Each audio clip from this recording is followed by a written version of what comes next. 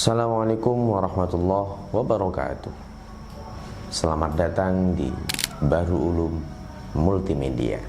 Beberapa saat lalu saya melihat sebuah cuplikan video yang jujur saja membuat saya tergelitik.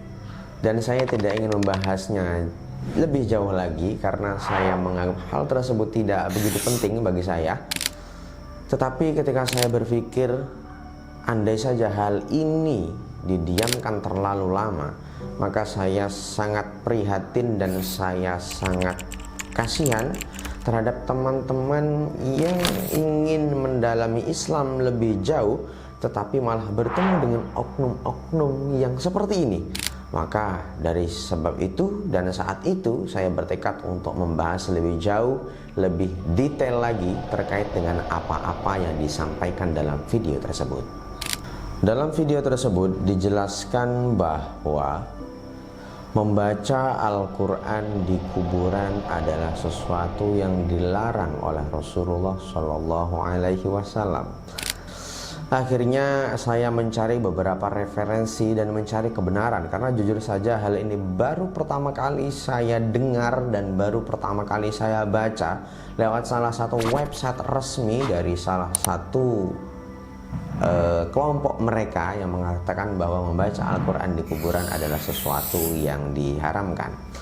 Hari saya mencari informasi, saya mencari dalil apa alasan mereka mengharamkan membaca Al-Quran di kuburan. Di dalam website tersebut, sang penulis mengutip sebuah hadis dari Rasulullah SAW yang diriwayatkan oleh Abi Hurairah. Rasulullah SAW bersabda, "La taj'alu buyutakum maqabir." Jangan kalian jadikan rumahmu selayaknya kuburan. Jangan kalian jadikan rumahmu selayaknya kuburan.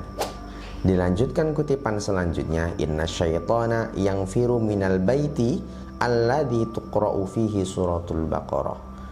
Sesungguhnya setan lari terbirit-birit dari sebuah rumah alladzi tuqra'u, yang mana di rumah tersebut dibacakan suratul Baqarah, surah Al-Baqarah.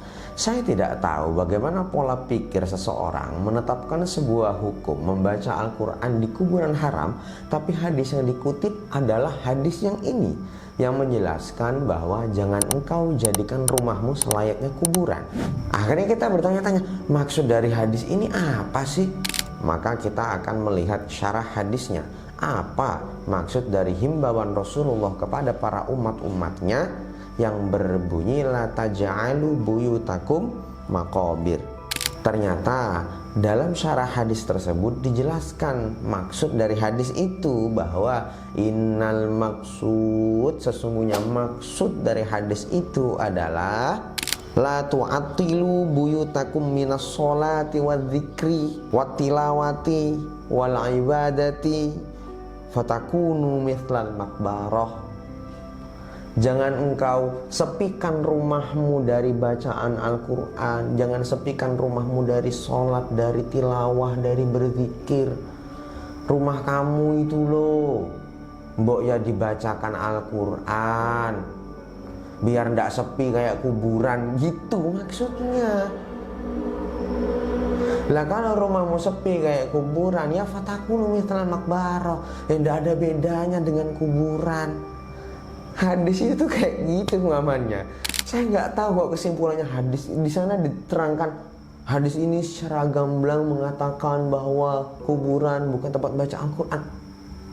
Oke, dari situ saya mencoba khusnuzon. Oh, mungkin ada beberapa hal yang mungkin saya belum paham. Saya baca lagi, saya scroll lagi ke bawah. Bahkan di sana ditampilkan bahwa Imam Syafi'i sendiri itu tidak membahas tentang membaca Al-Quran di kuburan, sehingga disimpulkan, oh berarti Imam Syafi'i menganggap ini adalah bid'ah. Ini ungkapan macam apa seperti ini? Padahal Imam Syafi'i sendiri dalam kitab Al-Um itu mengatakan bahwa ketika ada mayat yang dikubur ternyata kok dibacakan Al-Quran, itu bagus. Terus kemudian disimpulkan di bawahnya bahwa kita tidak boleh membaca Al-Quran, kita tidak boleh sholat di kuburan dan lain sebagainya. Ada hadis riwayat yang mengatakan bahwa Nabi pernah sholat di kuburan, sholat jenazah di kuburan. Ini hadis, ini Nabi yang melakukan. Nabi saja melakukan, kok kemudian diharamkan? Ini gimana ceritanya? Ayolah men, jujur. Kalau Anda ingin menyimpulkan sebuah hukum, Anda harus secara menyeluruh menjelajahi seluruh dalil. Ketika di sana terdapat 100 dalil yang saling nyenggol satu sama lain, Anda harus memakai konsep taksis dan maksus yang hanya ada tercantum dalam ilmu usul fikih. Anda belajar atau tidak tentang itu? Kalau Anda belum menemukan, katakan bahwa Anda belum menemukan sehingga Anda tidak mampu menyimpulkan. Jangan kemudian Anda mengatakan tidak ada. Kalau ulama ada perbedaan pendapat, katakan ada perbedaan pendapat. Jangan hanya mengambil satu pendapat yang itu menguntungkan bagi Anda. Katakanlah, oh ulama ada khilaf di sini. Yang mengatakan boleh si A, yang mengatakan haram si A, yang boleh alasannya demikian, dalilnya ini, yang haram alasannya demikian, dalilnya ini. Bapak Ibu terserah mau pilih yang mana, semuanya benar karena sama-sama bersumber, sama-sama memiliki dalil. Jangan hanya mengambil satu dalil saja, hanya mengambil satu pendapat saja kemudian menafikan dalil yang lain. Anda mengatakan sholat di kuburan tidak boleh, pada Rasulullah SAW pernah melakukan sholat di kuburan. Katanya mengikuti sunnah, tapi Anda sendiri mengingkari sunnah. Kemudian saya ingin menindaklanjuti bagaimana tentang petualangan dan pemahaman dari orang-orang yang mengatakan bahwa membaca Al-Quran di kuburan itu diharamkan. Di sana disebutkan bahwa Imam Syafi'i, mengutip nama Imam Syafi'i di sana, dan ternyata saya ingin menyelidiki apakah betul Imam Syafi'i berkata demikian. Ternyata yang saya temukan adalah, maka saya sudah mencapai sebuah kesimpulan, stop, ini sudah tidak bisa dilanjutkan.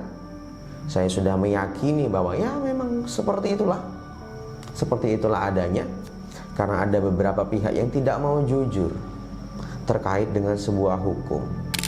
Maka teman-temanku semuanya, saya ingatkan sekali lagi, ketika Anda melihat sebuah penjelasan, kembalilah kepada pemahaman para ulama. Ketika Anda ingin memahami sebuah hadis, ketika Anda memahami ayat-ayat yang ada di dalam Al-Quran, maka tanyakan pada pakarnya, tanyakan pada orang yang mampu. Jangan hanya sebatas memahami dengan terjemahan. Maka teman-temanku semuanya, sekali lagi saya ingatkan, hati-hati dalam bersosial media. Carilah guru yang tepat, carilah guru yang bersanad, guru yang memahami Al-Quran dan hadis secara komprehensif, guru yang jujur. Ketika ditanya terdapat khilaf, maka ia akan mengatakan khilaf. Ketika dia ditanya tentang sesuatu dan ternyata di dalamnya terdapat perbedaan pendapat antar ulama, dia akan mengatakan, oh, ini memang ulama berbeda pendapat. Mungkin itu saja yang dapat saya sampaikan. Semoga kalian senantiasa diiringi oleh rahmat Allah Subhanahu wa ta'ala. Assalamualaikum warahmatullahi wabarakatuh.